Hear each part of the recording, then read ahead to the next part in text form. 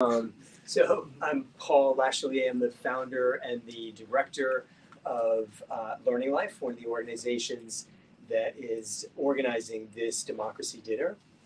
I am going to read my lines and try to be as brief as possible. So I'm trying to keep myself to 5 minutes.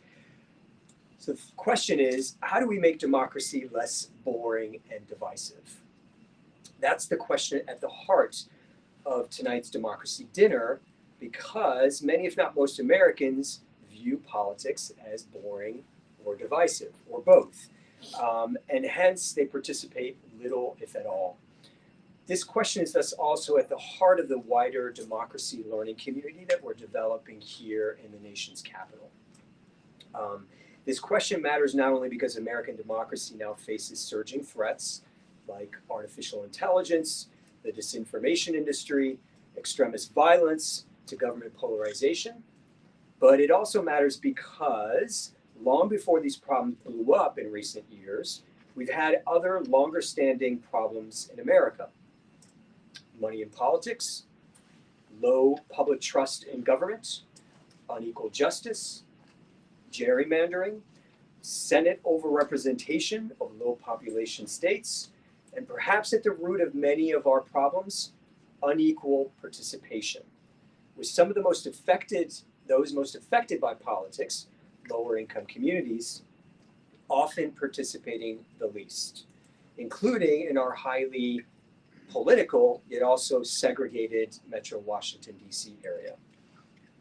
So at Learning Life, we believe that an important and relatively neglected part of the answer to this question, how do we make democracy less boring and divisive, is to make democracy more social, more fun, more pertinent, a part of people's lives, rather than passing punctuation in their lives. We started this DMV democracy learning community with these democracy dinners in June of 2019. Now, as of this dinner, we're now on the 41st democracy dinner, and we're taking now further steps in the development of this democracy learning community. One, we're developing a visioning document to help people kind of get a sense of what a democracy learning community could look like. Two, we are developing a security learning community as an example of a democracy learning community in the Metro DC area. And lastly, you're going to be hearing more about this if you connect with us, a DC Democracy Festival, right? In line with this idea of trying to make democracy more fun and social. So if you'd like to get involved, by all means, contact me. For those of you who might be on screen, you can contact me at paul@learninglife.info, paul@learninglife.info. And as the saying goes, democracy is not a spectator sport. So having said all that, these kind of generalities, I have a brief housekeeping note and a word of thanks. First to the housekeeping, our panelists, one of our panelists, you might have noticed on this screens, is not here with us today behind me, and that is Aruna, because Aruna unfortunately has a serious case of the flu, and so she understandably is taking care of herself. Nonetheless, I'm excited that tonight we've got a panel of people who are going to give us, and get out of the way so you can see them, a panel of people who are going to give us a sense of some of the ways in which we could be democratizing America. Joe is going to talk about fierce civility, which if you are interested in the term, he's going to familiarize you with it. But on your way out, you may want to purchase his book. Yes, I'm going to be doing that. And then Ben is going to follow up by talking about philanthropy and ways in which philanthropy might be democratized. And last but not least, Pam Bailey is going to be talking to us about citizen assemblies. So some of you may be involved or know about citizen. And yes, he's got a book as well that's outside. And I got a free copy, thank you very much. But yes, so we encourage you to buy the books if you're interested. Lastly, so I do want to thank, he's not actually with us, but one of our most generous supporters is Bill Schneider. He is a former CNN political analyst who joined one of our earliest democracy dinners, and he was I actually knew him before he joined our democracy dinner because I would see him on CNN, especially around presidential elections. Is he here? Oh, perfect. Well, he's just in time for me to thank him because he helped to sponsor this dinner. So the food that you have here is in part because of him. And you may recognize him because he's entering right now. But Bill was on CNN from, I think, roughly the early 1990s to close to 2010, and was, to me, one of the most incisive commentators on CNN. Not all the commentators, quite frankly, are particularly incisive, but he was. So last and not least, I want to introduce the moderator for this panel discussion, and that is Tracie Potts. So Tracie is the Eisenhower Institute's executive director. She joined Gettysburg College with a wealth of media experience focused on public policy, along with years of educational advocacy for and with students. Tracie spent 3 decades as an award-winning broadcast journalist, most recently as senior Washington correspondent for NBC News, the NBC News channel, the affiliate service of NBC News. Based on Capitol Hill, she covered 4 presidential administrations, Congress, and the federal government for 200+ local morning news programs, MSNBC, CNBC, and foreign news organizations. Outside politics, Tracie reported abroad from the 2012 Olympics, the royal wedding of Prince William and Princess Kate. I hope that went well. The selection of Pope, so far so good. Yeah, the selection of Pope Benedict and the death of Nelson Mandela. So before working in Washington, she was based in the NBC Network's Los Angeles bureau and served as an anchor and reporter at local stations. She completed her bachelor's and master's degrees at the Medill, I hope I got that right, School of Journalism at Northwestern University. And she's going to be our moderator tonight, so I'm going to get out of the way. Thanks, Paul. Thank you, everyone who's here in the room with us. Thank you for those of us who are joining us online and for those at Gettysburg College who are joining us. We're glad to have you here. So I've been very excited about this conversation. And by the way, hi, Bill. Bill was sitting here with me this time last year when we had a similar conversation. It's good to have you back. So we talk so much about democracy. We hear this term a lot. We don't always even fully understand or define it the same way. So I'm really excited about unpacking what this looks like and more importantly, what it could look like in our country with this panel today. Here at the Eisenhower Institute, it's a foundational value of the work that we do. We focus on public policy programs for students that focus on various public policy issues, democracy, civic engagement, which is really something you have to do and understand to be part of this conversation, and civil discourse. So I think all of those pieces are going to mix in here tonight. We have a great group of panelists. I'm going to introduce them to you. They will share some thoughts with you. We will take some questions from our online audience, from our remote audience, and then have later a more intimate conversation here in the room with those of you who have joined us here in Washington. Sound good? It sounds like a fun evening. Yeah. Yep, I'm looking forward to it. So sitting to my immediate left is Joe Weston. Joe is an international trainer, author, lecturer, consultant, coach, professor, and an advocate for lasting peace. He has a career that spans 30 years in conflict prevention, leadership, stress management, and communication. I think we're all going to be getting some sidelines on that afterwards.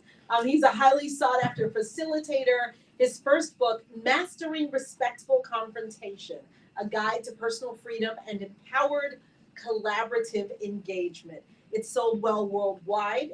He has a regular advice column called Ask Joe for the US-based online magazine, The Fulcrum. And his second book, which we just referred to, Fierce Civility, we're going to be talking about tonight as well. Currently a bestseller in many categories. So this is going to be a great conversation. Also, Ben Wrobel is here with us tonight. Ben is a writer and an independent communications consultant, co-founder of Proximate, a new nonprofit media platform producing solutions journalism. A lot of writers, a lot of journalists here tonight. So I'm excited. I feel like I'm among friends. Ben was previously director of communications at Village Capital, pioneer participatory investing organization. He was chief speechwriter at the NAACP. Also raised money for voter registration campaigns, including Stacey Abrams' New Georgia Project. Ben is co-author of Letting Go, How Philanthropists and Impact Investors Can Do More Good by Giving Up Control. So we don't always talk about the impact of democracy and philanthropy, and so I'm really interested in talking to you about that. Ben has a BA from the University of Rochester and an MBA from Georgetown. Also with us, Pam Bailey. Pam is communications director for People Powered, a global nonprofit. She is also a storyteller. She finds and illuminates and tells stories about the power of participatory democracy, getting involved. She co-founded the Washington, D.C.-based nonprofit More Than Our Crimes, advocating for district residents in federal prison who recently gained the right to vote. I did some reentry programs, collaborated with some here in D.C., so I'm really very interested in hearing more about that topic. Pam has worked in senior communications positions with businesses, with nonprofits, holds a bachelor's degree in journalism. There's like a theme going on here with the journalism tonight. But storytellers are really important and a really important part of democracy. So that bachelor's degree from Southern Illinois University and a master's in marketing from Roosevelt University. So we're going to start out with Joe and tell us a little bit more about fierce civility. What is meant by that, and help us sort of unpack the link to democracy. Yeah, I'll definitely talk about that. I want to make sure we start with a slide because I want to just start. Well, what I think is interesting is that I've been asked to, the part of the discussion is in Democratizing America is to focus on the self, on the individual, as it was put, how people interact in personal conduct. And I would say, honestly, that in terms of democracy, it starts and it ends with the individual. So I feel honored to be able to represent that. I want to just start by acknowledging, using some of my time to do this, that today on September 21st every year is the United Nations International Day of Peace. And I want to just honor that. Well, first of all, I really feel honored to be here, and to say that we're doing this event on that day is for me quite crucial. So if you could just put on the slide, what I have done for the last 20 years is what I call heart walks, talking about making democracy fun, social, and pertinent. Is that, can you do the next slide? Mm-hmm. I've been doing this for 20 years, going around the world and mapping out in the streets a map that's in the shape of a heart, and doing that as a meditation on peace, as a way of engaging people. Because one of my fundamental things that I've been saying for 20 years in all of my trainings is, if only hanging out with people who already agree with you was going to solve our world problems, we would have already solved our world problems. So that's not working. So what is the alternative is that we have to train ourselves and really train ourselves with embodied skills to be able to engage with people that are different and to have those difficult conversations and do that in a way that leads to bridge building, healing and reconciliation, win-win. And that's the essence of fierce civility. So I just want to point out for those of you, if you noticed, we are here. We're literally right there. This is the map of DC, the one that I do in DC, which is a heart around the White House. So if any of you are working here or in the area, take a picture of this. It's a good walk. It's about a 50-minute walk. It's good exercise, and you get to meditate and think about peace as you're walking. So I just want to share that we all consider that. The essence of my work is bringing it to the personal. And I've been invited to a number of think tanks to discuss, what is going to be solutions to our problems with people who have extensive research. I know Pam from work that we've done in the Middle East, where I've worked with some of the best minds and the most effective leaders in transformational leadership for women's rights and for many different organizations. All of that is pertinent in how to monitor change and monitor the impact of conflict and peace. But oftentimes what I bring to the table is this idea that all these ideas are great on paper, but as long as we as individuals are suffering from trauma, whether that's personal trauma, collective trauma, generational trauma, cultural trauma, economic trauma, climate trauma.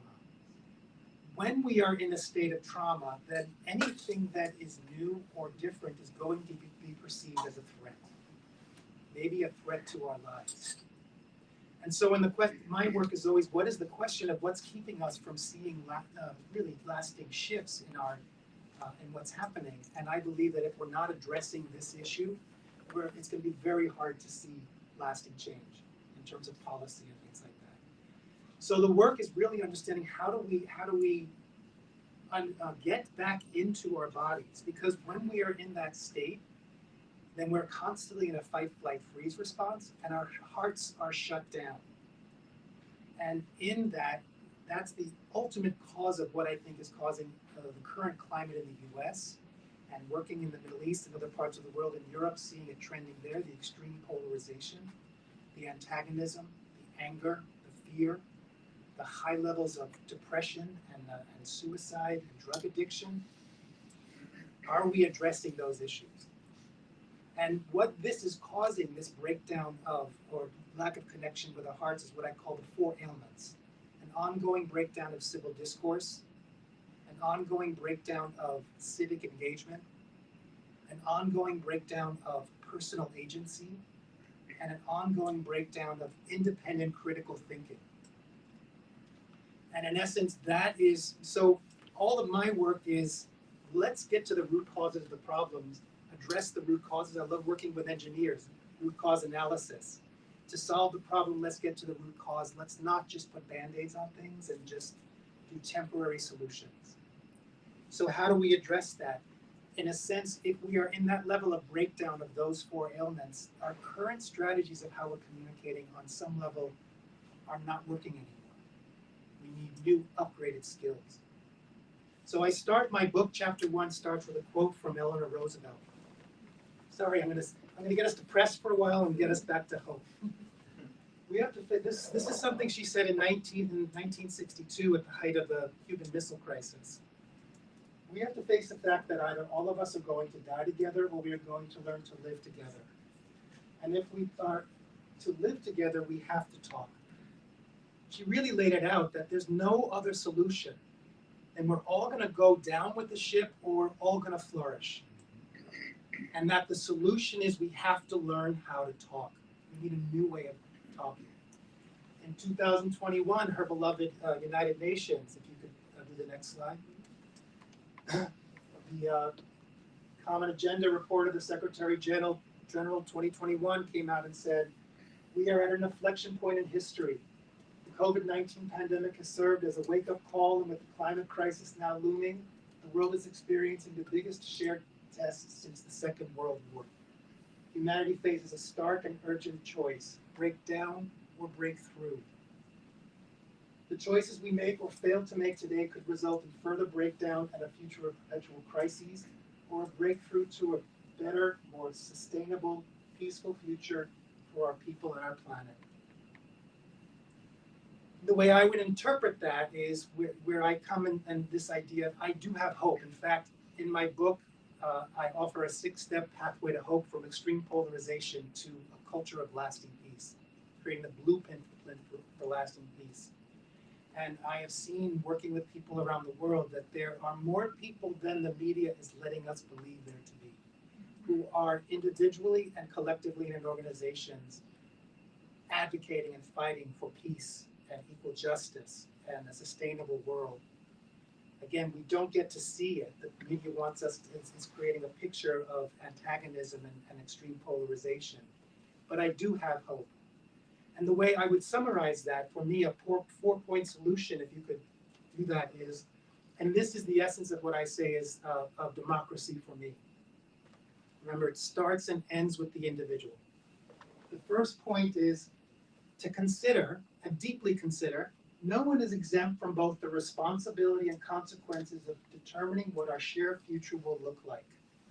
No one. is free from the responsibility and consequences. And if you see how that's playing out in this country, unfortunately, we're not stepping into that. I have far too many people that I know, and I see it, where they say, I didn't vote for that person, they're not my president. Or I didn't vote this way, that's not my fault. Or we just separate and we're not really engaging and we're not taking responsibility. It's a big order, but for a democracy to flourish, each individual has to say, I don't have to be blamed for what's going on. But if I am part of a society, I have to at least step up and be willing to engage in a way that I can take partial responsibility, because in a sense, by not engaging, I'm still contributing on some level to it. So the first step is realizing that no one is exempt from the responsibility and consequences of what our shared future is going to look like. The next one is, I believe working together is the only viable path to a future that still holds forth hope. And not only working with people who we know and like and feel safe with, but cultivating the skills and the strategies to what I talk about. One of the steps on the 6-step pathway of hope is finding new alliances in surprising places. That we commit to training ourselves, and embodied training, which is what Fear Civility is, to be in those difficult conversations. We make sure we're safe, and that's the first step. And it's going to be an uncomfortable process to understand the difference between unsafe and uncomfortable.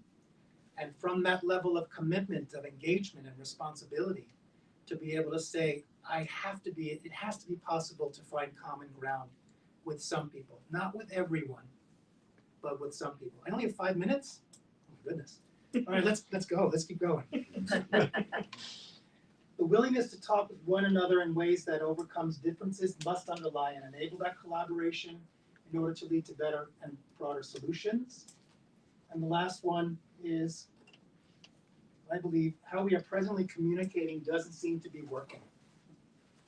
We need a new, upgraded way to talk and engage that meets the needs of our current challenges. And that, to me, is what Fear Civility offers. If you can do the next slide. That the definition of Fear Civility, which combines both fierceness and civility. The whole purpose of Fear Civility is to break the polarity of either thinking we have two choices of either being aggressive and fighting our way through things, or being passive and suffering from what I call chronic niceness. That chronic niceness is a major cause of a lot of the dysfunction of what we're seeing, is in a sense allowing things to happen. So an unrestrained zeal and furious active determination to communicate and build relationships motivated by our highest principles, thereby igniting hope, honor, and respect for each individual on the planet. It's an embodied practice to learn how to regulate the nervous system, understand trauma. And I've got a lot of this with the course that I taught at Georgetown University in the conflict resolution program called Body-Based Skill Building for Navigating Stress and Confrontation. Is training people to not only deal with when you're in conflict zones or in challenging situations, to stay healthy, not suffer from chronic stress, but also understand if you want to get people to step into a peace treaty or new ideas and new solutions, again, they're not going to do it if they're in a state of fight, flight, or freeze. And the essence of the work is about getting into our bodies and our hearts. I did a training for a top international consulting company for a 3-hour session for some of their top consultants. And at the end of the session, I always ask, how was this session for you? And one woman said, it's great to feel human again. And that what Fear Civility is advocating for us to train ourselves to remember in those moments when we're stuck in that polarity, when we're stuck in that, in our heads that keep us in separation, to tap back into our humanity and connect with the humanity of others. Just want to see. I'm gonna have to break the chronic niceness. Oh, I think you're gonna be fierce? Yeah, I'm gonna have to be fierce. Can I just finish with one we got statement? 2 minutes to go. Okay, great. We're good. So, what is this? So if you could flip to just some quick flip ahead to go ahead, right there. The solution is starts with the individual. The power over system is doing a great job of maintaining the status quo by keeping us dysregulated, confused, feeling powerless, separate, and not connected to one another. So what is the solution? Not to get into fighting the power over system or running away from the power over system or freezing to the power over system, but engaging it in a way that is empowering and starting where you already have power. That's power within, cultivating your own resilience, your own sustainability, your own strength, honoring your own values. From there, engaging with other people with shared values to create new alliances, particularly with people who share different views, but share a common view of civility, which allows us then to influence and have more power to affect change, to empower those who are disempowered and don't have that opportunity. So the most rebellious thing I say that you can do at this time is take care of yourselves, stay regulated, and make sure to maintain and sustain and deepen the current relationships you have. Take care of one another and seek out new relationships. I'll leave it at that. Well, we're gonna pick back up on some Okay. of that because I think this link that you talk about between trauma, you know, what we're going through and how we feel and our willingness to cross divides is very interesting. I know we have some people in the audience, because I'm looking at them, who have done work and who are very interested in trauma-informed spaces. And so I'm looking forward to getting back to that. Great. Ben, let's talk about some of the innovative ways that you have now participated in getting, you know, how do you get people engaged and how do you get people involved, you know, particularly when we may be coming from, you know, a place of fear or a place of reluctance. Thank you, Joe, for just got me to sit and breathe in, breathe out, and be present. So that's always a good reminder, even in the middle of the panel. So my topic tonight is democratizing philanthropy, and it is very related to this larger conversation about politics, because whether we like it or not, the world of philanthropy, foundations, wealthy individuals getting money to solve problems is taking the place of government in a lot of ways. For however it turns out. So I'm going to be talking about participatory grant making. That's the hardest word in my speech. Who in this room has, or the call has raised money for a nonprofit? Who enjoyed the process? Really? I'm actually raising money for a nonprofit now, and yeah, it's you need to know the funders. You might or might not get feedback, and ultimately you're probably not going to get the money. What a participatory grant maker is a foundation or philanthropic organization that has chosen to change the way that they decide who gets grants by shifting decision-making power to groups of people with lived experience. And that's a big topic that we'll kind of get into it. So I'll start with the Diverse City Fund. They're a participatory grant maker in DC. They're actually started in 2011 by a number of young, wealthy millennials called Resource Generation. But the idea behind them, I'm going to be doing slides pretty quickly, is that they use a participatory model to decide who to invest in. So they will give money to grassroots activist organizations that are doing things like, mutual aid groups or tenants' rights, like a rapid response to a housing crisis, or they have a grief counseling circle for people east of the river.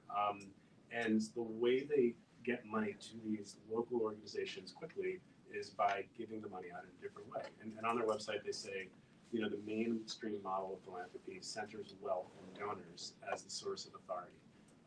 In this model, grant decisions are made by a donor, by their family, wealthy friends, and staff. And those people can lack firsthand knowledge of the communities. The way they do things, they have a grant-making team, several grant-making teams, charged with reviewing applications and awarding grants. And it's entirely 100% made up of, BIPOC individuals in DC or folks who have identified as having been displaced through gentrification out of DC. And then their actual governance is 75% comprised of that group of people as well. So again, super definition slide. Participatory groundmaking, an approach to philanthropy that involves ceding decision-making power to communities impacted by funding decisions. And this is not how philanthropy is normally done, I will say that. Normally, it's more of this, I'm going to give you money and hope you're really happy about it. To be fair to people in philanthropy, a lot of people in philanthropy are critical of the system. So I think ultimately it comes down to a systemic issue. But if you go to the next slide, this model has been critiqued in recent years. Some of you have probably read Winners Take All. Nangir Dardis, he argues that the people who have created the world's problems shouldn't be responsible for deciding how to solve them. Edgar Bonaway's Decolonizing Wealth is a really powerful book. If you go to the next slide, this is I think I made this point, the normal foundational leaders get to community members, and then, I think I've made this point, community members make decisions. So I'll come back to this, but these are 3 different types of participatory groundmaking. Then I'll stop giving definitions and go into the story. The Diversity Fund uses a community board.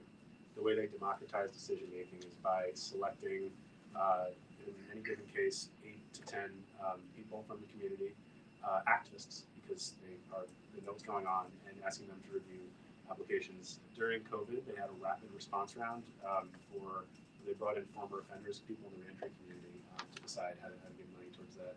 Just to briefly go back to that slide, other models that we'll talk about briefly are rolling collective, where every round of grantees decides the next round of grantees, so they have that knowledge of the subject, and closed collective, where you get the whole community in a circle and you make decisions. So I want to talk about a brief history of how we got here and where we might be going, because again, this is not how it's normally done. So chapter 1, the flower children. So if you go to the next slide, George Pillsbury. This is George Pillsbury on the Phil Donahue show. George Pillsbury is from the Pillsbury family in Minnesota, behind Pillsbury Doughboy and whatnot. Very wealthy family for a long time. He moved. Oh yeah, he actually got even wealthier right around the time of the story, because this came out and it was an incredibly successful commercial. So George lived in Minnesota with, next slide.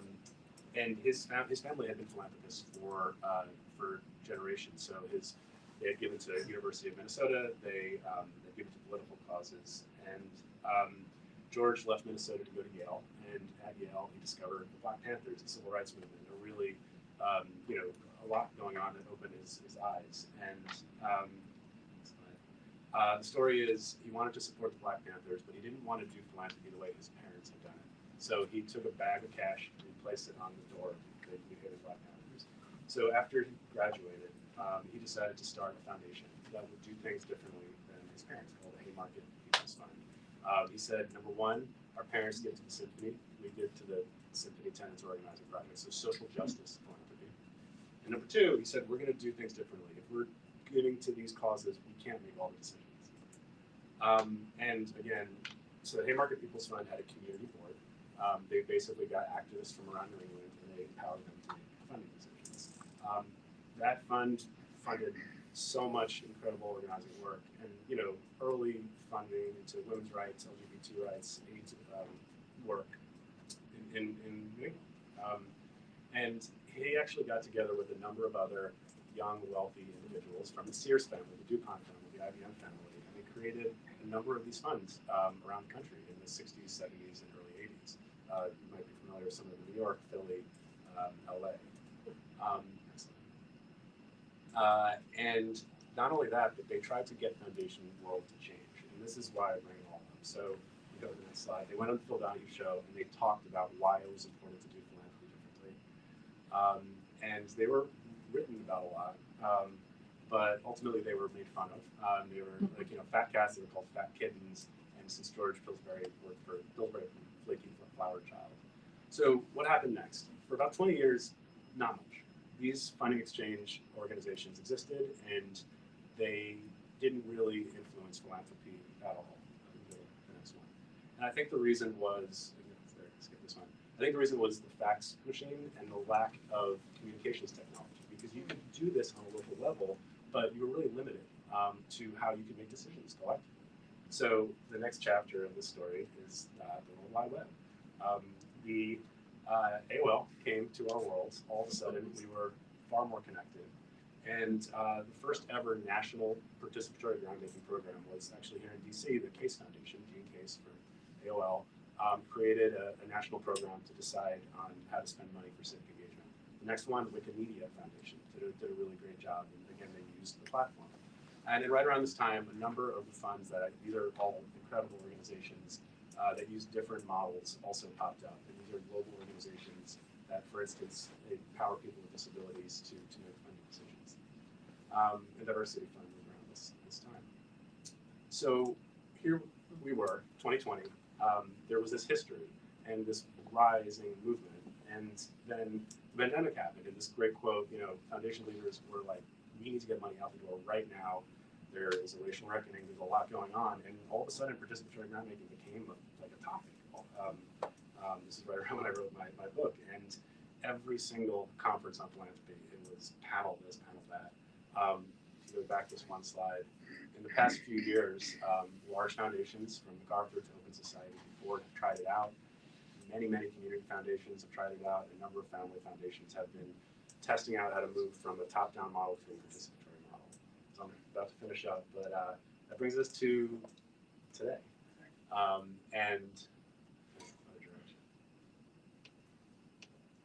So that brings us to today, and I call this the monitoring and evaluation moment.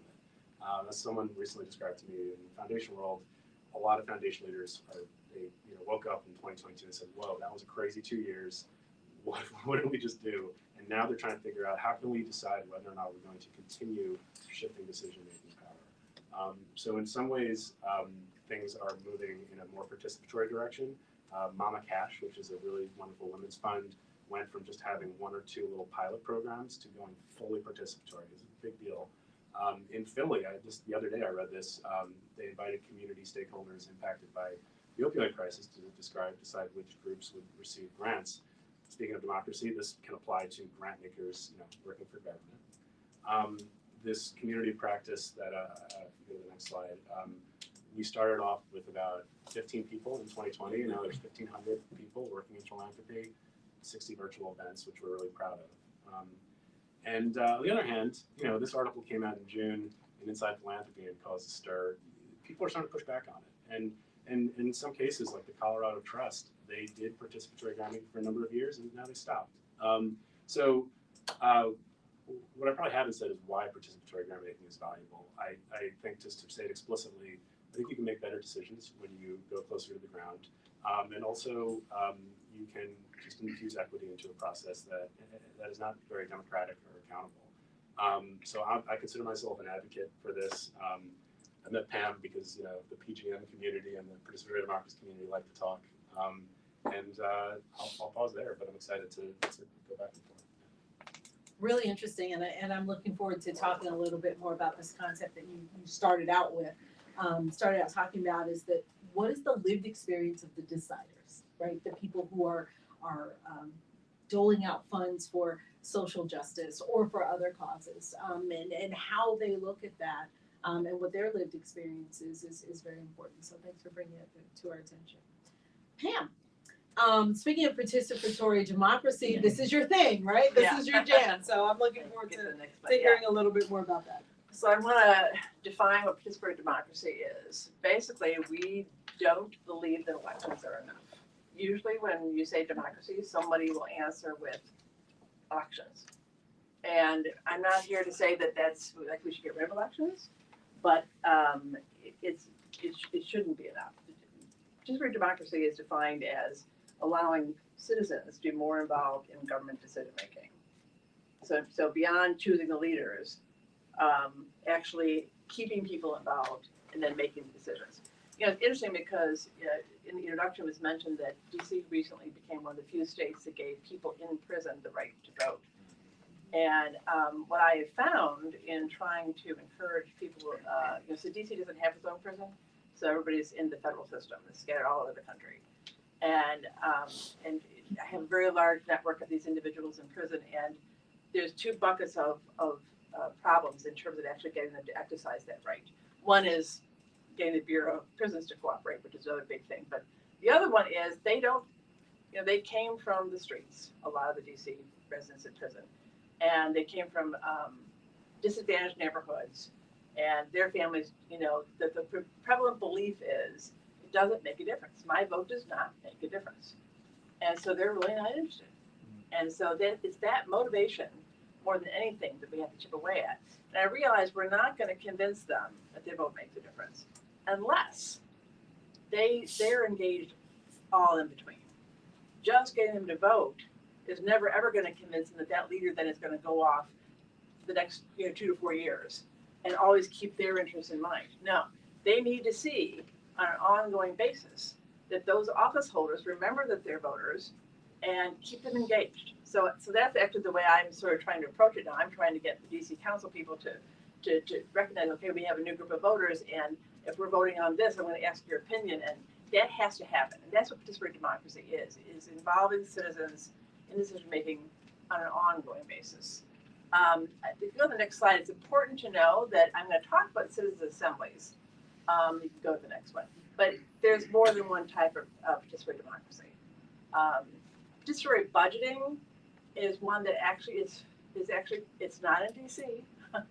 I've tried, but it's actually you can find it all over the U.S. New York is a big leader. That's when there's a pot of money, usually at the municipal level, that people in the community or the neighborhood, whatever, get to decide how it's spent. That's taken on in the U.S. Citizens assemblies you'll hear is like really not. There's other types, which I'm not going to go into and explain in detail. You can find on the website peoplepower.org. I just wanted to tell you there's all different kinds of ways to work with governments to make them more participatory. I'm going to focus on citizens assemblies, which is sort of my personal favorite. So you can go to the next slide. So I want to sort of build on what I started saying, which is if you really talk to people, it comes out pretty quickly that elections really aren't enough. It's not enough to put somebody of your choice in office. If there's a survey, this actually is, you can't really see it, but I'll tell you what the bottom line is. And this is a global survey. When you ask people, and you'll find the U.S. is right in the middle here. If you ask them if when they think about public benefits, whatever public benefits that they're relying on, do they think the government is taking the needs of their particular community into account? And that's usually the most impacted people. Do they feel like they have a chance? And usually we're talking about that at the local level. Do they feel like they have a chance to speak up and say, hey, wait a minute, this is what I need? And the answer is no. And I think probably if you think about your own city, wherever, and how many are from DC or whatever, how many of you really think that your needs, people like you, are really calculated, taken into account? So if you go to the next slide. There's also a widespread, and this is if you ask people whether or not elections are a fully adequate way to express their views, and most people would agree elections are not enough. So the next one. And this also just shows that it's really the same thing. Are people in government sort of making deals among themselves, or are they really taking like the lower income people, for instance, into account? The people who are most impacted. I'm just going to go ahead. The bottom line is that there's a pervasive feeling, and this is why if you hear about the lack of trust of government, this is why. Because they feel like, and that's where the polarization comes from too. You come from different points of view. So a citizens assembly, what it is a way to, they're usually randomly selected members. Now I would say, give you some examples. There are examples of an entire country doing this, but usually those are smaller countries. They actually randomly choose the participants. It may be like 100 people, say, coming together. They start off in person. Some of them are done online, but there's actually, think about polling, randomly choosing so that anybody who lives in that locale have an equal chance of being chosen. Now, another spin on this, and this is actually a whole presentation could be done on that. How do you do this? Because as you can imagine, it's a hard thing. It's difficult, but Also, depending on the issue being debated, like, so let's say when I get to the Ireland, they look at abortion, you'd want to make sure that some of the people who are chosen are people who have actually considered abortion, had an abortion, so, you know, have been impacted in some way. You want to make sure that impacted populations are included, because usually those are the people who are left out of policymaking. So it's randomly selected, so you really have an equal chance for, you know, different points of view. They usually come together. They have an opportunity to hear from both experts and directly impacted people on both sides. They then deliberate. So first is a learning phase, then is a deliberation phase where they actually debate and discuss together, and then at the end, they actually make policy recommendations based on the opinion they would come to if they really had all that information. Like I said, if the average person really had access to everything. Go ahead. But it's not then. It's not an educational campaign. It's not a focus group. It's not a public hearing. One of the reasons why I've been trying to convince people here in DC to go for a citizens assembly is that the way in DC it's done, and I think it's probably most cities are like this. The only way really for the public to give their input on a particular policy is you show up at the hearing and you give your 3-minute little spiel, or you submit your written testimony. And it's a whole like dog and pony show, and the only people you're hearing from who either have a really strong opinion either way. People in between or are sort of gray, the council members are not hearing from them. And usually, some of the people don't even know about it. You know, they don't even know what's going on. So it's a very skewed way of making policy decisions. Next slide. The benefits there, so there's really benefits to both society and to government. Government often doesn't see this. They usually resist it.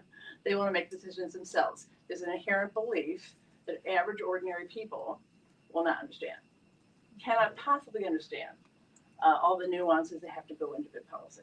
However, there are benefits for government. If you talk to government people in countries or cities where they've done citizen assemblies, they will tell you that one, it's a really good answer to the trust problem. I'm not saying it goes away, but look, if you hear about all the protests that pop up here and other countries, it's because of a lack of trust in government, because people felt like their opinions were not heard and weren't even taken into account. They weren't even asked for their opinions. So really, if you have a process like this, and I'll get into this later, but it's very important that even though a random selection of people are participating in the assembly, there's always a way for the general public to follow what's going on. So they're not like left out. They don't know what's proceeding. So they really, it's a trust building tool. And they're going to end up with programs that are more effective because they heard from the people who are those policies are going to impact about, hey, this is not going to help me, or this won't work. They're going to hear that and they'll design the programs. And for society, they're going to get more responsive policies. They're going to get more equitable policies. They're going to get policies that took into consideration the special challenges they face. And so actually, you're not, the US is way, way behind when it comes to this. Europe is a hotbed of citizen assemblies right now. So you'll see that starting around in 2009 or so, the popularity of some kind of deliberative democracy really started to pop. So this is an idea that's growing. And the topics, now this is where you'll see that the top, like urban planning, strategic planning, the environment. I will tell you that working at People Powered, and this gets into the grant making thing, one of my concerns is that all the funding right now is going towards climate. So citizens assemblies, you'll see a lot of citizen assemblies, mostly in Europe, going on around the climate. Now, the problem I have with that is not that I don't think it's a really top issue, but it's funders choosing it. The funders chose the topic that they think, and then they fund us to help our member organizations around the world, put on climate assemblies. And almost the one flaw in almost all the citizens assemblies that I've seen around the world is the governments are choosing, or the governments and the funders are choosing the topics. The people really should choose the topic. Because maybe, like, you know, I mean, first the People Powered, we also got a big grant recently to fund citizens assemblies in digital policy. How should we use AI? Because that's the faddish topic, right now. But I'm like, and I'm wondering, well, wait a minute. maybe the people in South Africa are not really, maybe that's not the issue that makes them not sleep at night, you know? So one key thing that if you're going to do citizen assembly, you should really let the people choose, but that's not happening. So it is one flaw. Go ahead. So when I did a search in the US, it was scattered. There's a lot of people talking about it. Los Angeles is talking about it. Boston is talking about it. The only actual examples I really found of people actually holding a citizen assembly, I gave some examples. The city in Oregon did something on zoning codes. California was about how to use a fairground that they were going to repurpose. But I'm not talking about it. But so there's really not much in the US. Go to the next slide. The one that everybody, if you've heard an example of a citizen assembly, it's probably Ireland. Like, raising a hand, how many of you know about Ireland's example? So that's the one I'm going to talk about, but I will also tell you that Ireland's experience since then hasn't been so great.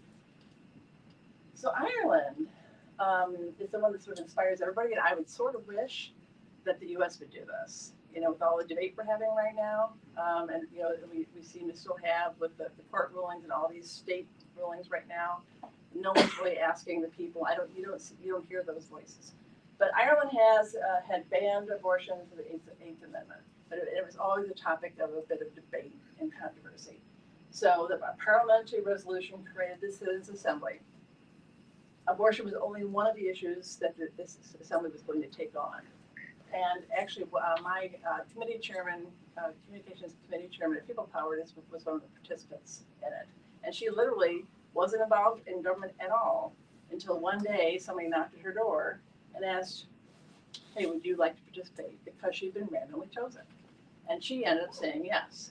And of course, a lot of people say no, but she said yes, and she participated. She was one of 99 citizens. And keep in mind, Ireland was as polarized as the US is on a lot of issues on this topic. Very Catholic country. So you had a lot of people who had really strong opinions. And so, usually when people hear about this and they think about doing this in their country, the immediate response you hear is, oh no, people would be punching each other, they'd be uncivil, But she says, no, actually. When you bring them together in a room, this is the reason why I don't really like online versions myself.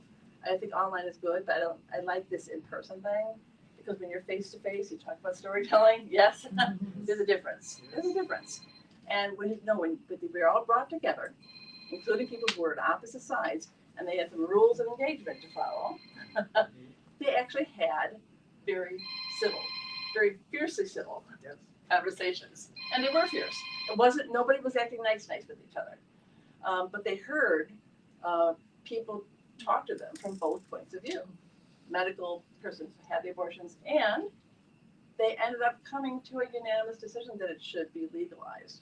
Now, what's interesting is, and this is also a common problem with any kind of participatory democracy, is that's not what the parliament expected. And then, wait a minute. So in the formal model of a citizens' assembly, this group would come up with a policy recommendation, and Parliament would approve it.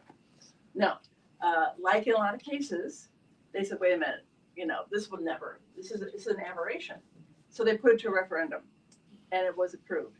It was proven that no, actually, that assembly did represent what people would say if they had the chance. So that is one of the pitfalls. Citizen assemblies can sound really great, but I've already mentioned one of the common pitfalls when people want to pick the topics to fit a fad or fit an agenda. Another pitfall is that you have to have the government involved enough that they have a commitment from the very beginning to, at the very least, give it serious consideration. And if they don't adopt the recommendation, they had better explain why, because you've created an expectation now that is very high.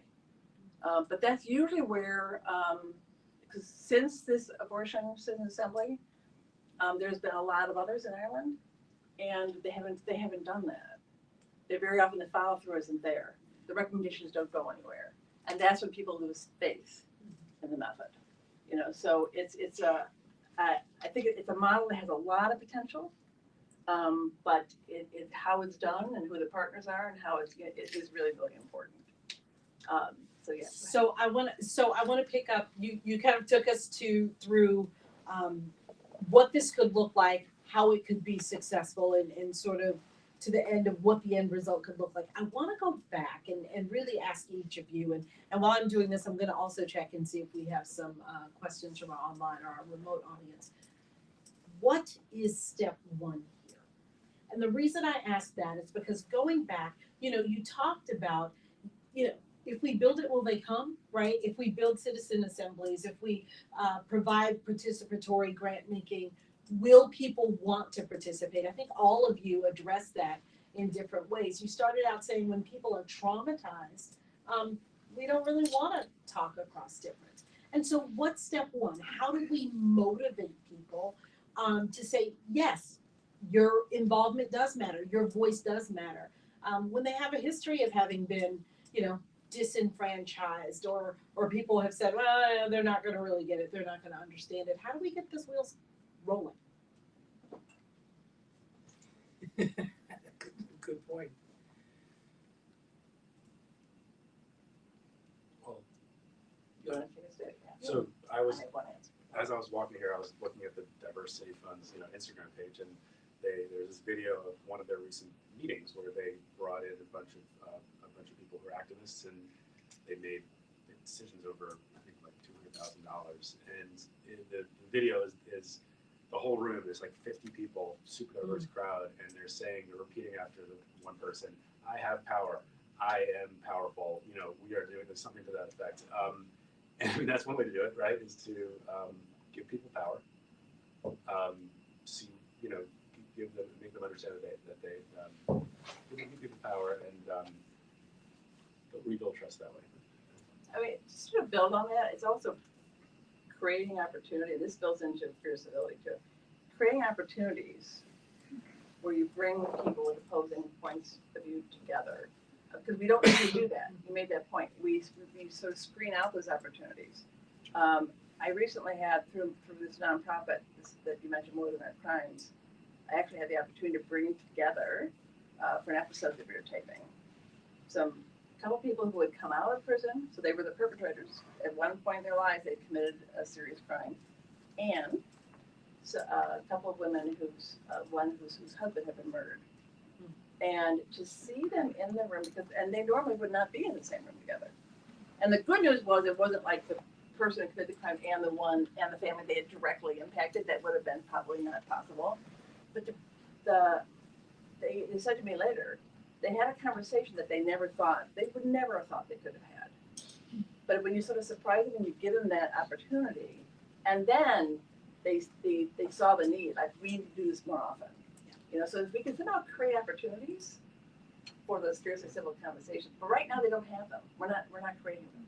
But you brought up a point, and that's a really valid point. Like, just throw people in the room and kind of get started on these difficult conversations. And then you talked earlier, Joe, about training people how to do it. Like, where do we start with that? Because that could be disastrous, right? Oh, yeah, if we're not listening to each other. And again, as I look out across our audience here, I see actually one of my colleagues who we work with an organization that does just that creates these opportunities for people with vastly different opposing opinions to get together and talk civilly. But what is the beginning? What is that training? Well, I think I can explain with the training, but I think just adding on to this is that there has to be offering people to see where they already do have power. And that can just be an internal thing, that they have power to regulate their own nervous system, that they have power to work on themselves, to learn how to train to express their voice, to express their needs, to stand in their power and speak their truth. We don't train, we don't get trained, certainly in this country, we don't get trained to be able to express ourselves from a deeper level, from our needs and from our hurts, in a way that isn't about blame or criticism or judgment. So that's a starting point. And then also to say that if you do express yourself, who can you connect with that's representing you? So I lived in the Netherlands for a long time, decades, and now I go back and forth. And I really appreciate a parliamentary system what that does is that also, I mean, things are changing everywhere. There's a lot of polarization in Holland now and around Europe and around the world. In France, I'm sure you know. But people could rest in the fact that in a parliamentary system, that even if there's one person who has this one seat in parliament that specifically addresses their needs, they can rest in that there is still one person who's representing them. And with this idea of holding on to, for some reason, this binary two-party thing, no one feels that someone's representing them anymore. So who can people individually engage with and say, that's someone who represents me. That's someone who I could, and that people from Congress can come and say, step in and engage more with communities. If I may share, what I find interesting is that in the United States, our Congress people are called lawmakers. And in Holland, the word for the person who's in parliament is a wethouder, which means law keeper and law holder. That people in Congress don't make the law, they're just holding the law for the people who are making the law, which is the citizen. So to help people realize that it is us, through our votes and through our engagement, that we can once again regain more power in that. That's in terms of that. But you know, how do we begin to start training that? It has to first start with healing the trauma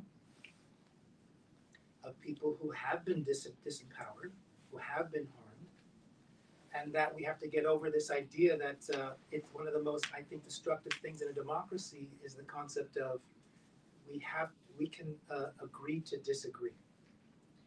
And I'll build on that. It's the other skill that we're lacking is active listening. And if you start with this, the one thing we talked a lot about in this podcast I mentioned is that hurt people hurt people. And if you can start with that concept, that other person probably came to their opposing point of view for a reason. And you pair that with active listening. Let me hear your story. How did you arrive at that point of view? And I think active listening is a skill we're not taught, and you have to be taught it. We're not talking. And it's coming into conversations with the goal of understanding and not the goal of convincing. Yeah, you don't have to Right? agree. Oftentimes we but come into these conversations with the goal of, well, I'm gonna help Pam understand my my point of view, but the goal really should be, where is she coming from? Right? So in the fear civility model, we have to first look at our own internal polarizations, which is causing the external polarizations. The three top ones are, I'm right, and therefore if you have a different view, you must be wrong. I'm good, and if you are opposing person, you must be bad. So I'm all good and you're all bad. And the last one is, I want to win, and if you oppose me, you must lose. And I think we have to get, with the Roosevelt quote, we're either going to all live together or die together. I think we're at a point right now where we're all going to win or we're all going to lose. So part of this is the training is, what can we do to train ourselves to listen, to have more empathy, to get to a place where we can collaborate to win-win solutions. And the first step is to release the polarization. The next is healing and reconciliation.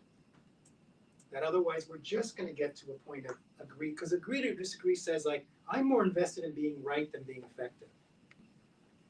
And that's I think what we're seeing now, what's causing the stagnation. But to be able to say, I'm more invested in being effective than being right, which means I have something to learn. I might be factually correct,